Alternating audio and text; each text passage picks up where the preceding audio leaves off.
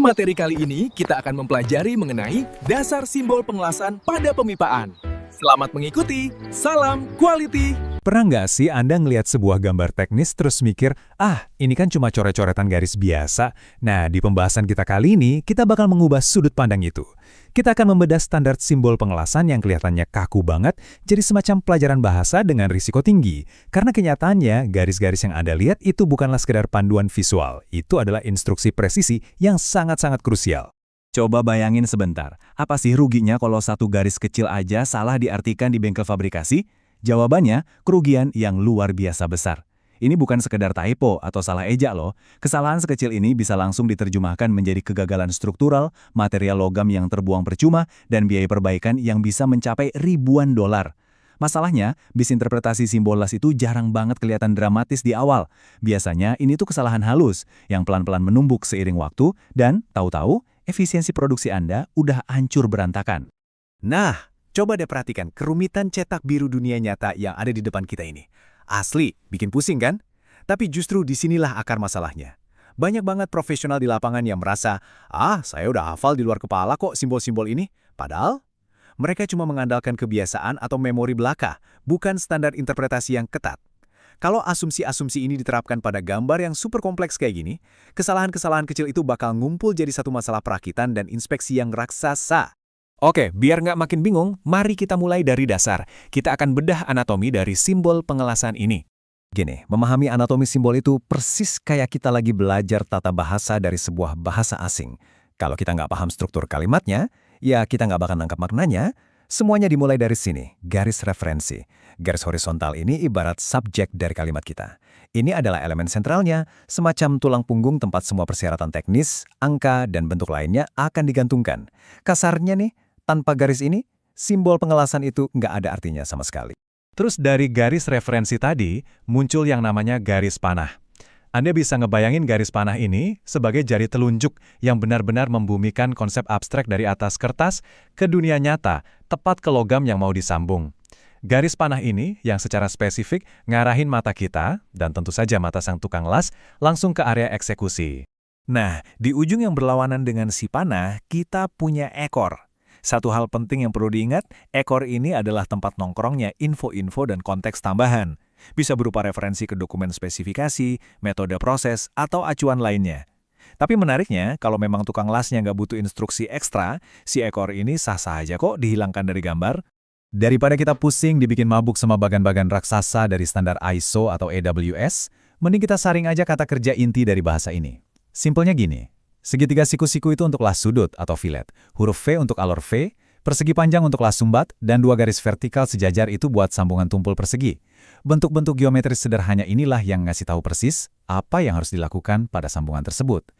Sekarang kita masuk ke bagian krusial, penempatan simbol. Ini nih sumber masalah yang paling sering memicu drama di lapangan. Oke, mari kita bahas kesalahan nomor 1, ngelas di sisi yang salah. Terdengar konyol, tapi ini sering banget terjadi. Coba perhatikan, penempatan sebuah bentuk sederhana di atas atau di bawah garis referensi itu, efeknya mendikte sisi fisik baja yang benar-benar berbeda. Kalau simbolnya ditaruh di bawah garis referensi, artinya Anda mengelas di sisi panah, persis di tempat panah itu menunjuk.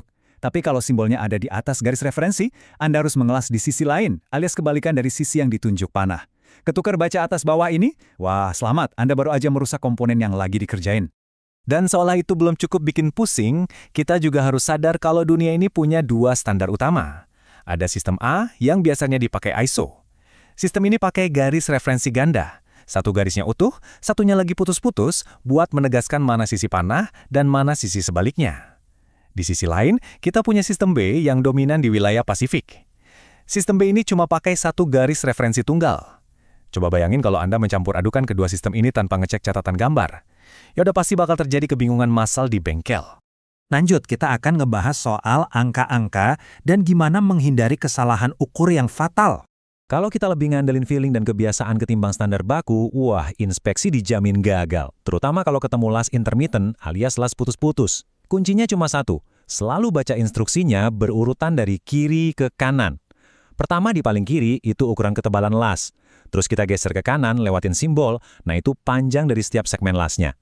Geser ke kanan sedikit lagi, kita ketemu pitch, yaitu jarak dari titik tengah satu segmen las ke titik tengah segmen berikutnya. Kalau Anda baca pakai urutan kiri ke kanan ini, informasi soal ukuran dan jarak dipastikan nggak akan pernah tertukar. Logika visualnya dapat banget di sini. Coba lihat, ketika simbol segitiga di atas dan di bawah garis referensi, itu diposisikan presisi berhadapan sejajar, itu artinya las intermiten rantai.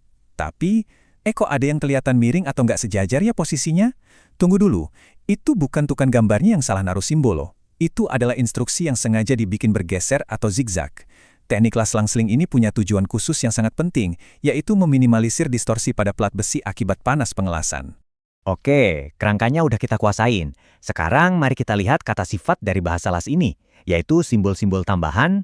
Memang sih, secara visual simbol-simbol tambahan ini ukurannya kecil banget, tapi dampaknya luar biasa masif. Contohnya, ada lambang bendera kecil. Itu artinya las lapangan. Coba deh Anda abaikan bendera itu. Komponen terlanjur di las permanen di dalam bengkel, dan boom, seluruh jadwal logistik perakitan Anda di lokasi proyek langsung hancur berantakan.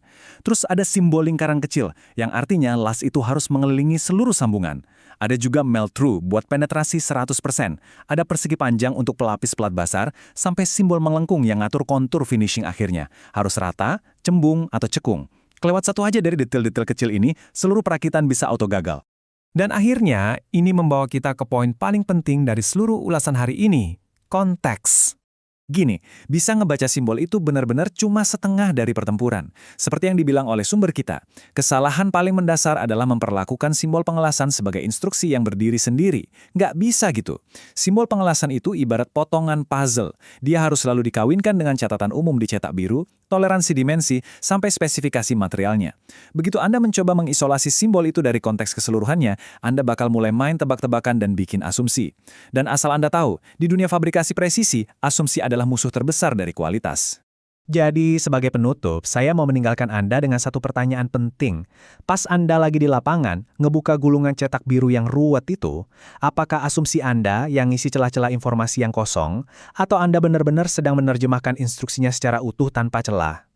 Bisa menguasai bahasa standar pengelasan ini dengan akurat, gak cuma bikin Anda jadi profesional yang lebih mantap. Ini soal menghemat waktu yang super berharga, mencegah logam mahal berakhir di tempat sampah, dan yang paling penting, menyelamatkan banyak banget uang perusahaan. Terus tingkatkan kemampuan Anda, dan jangan pernah meremehkan kekuatan dari satu garis tipis di atas gambar Anda. Terima kasih banyak udah nyimak, dan sampai jumpa di pembahasan kita selanjutnya. Jangan lupa untuk subscribe, like, dan share channel ini. Nyalakan juga lonceng notifikasi agar tidak ketinggalan update video inspeksi selanjutnya.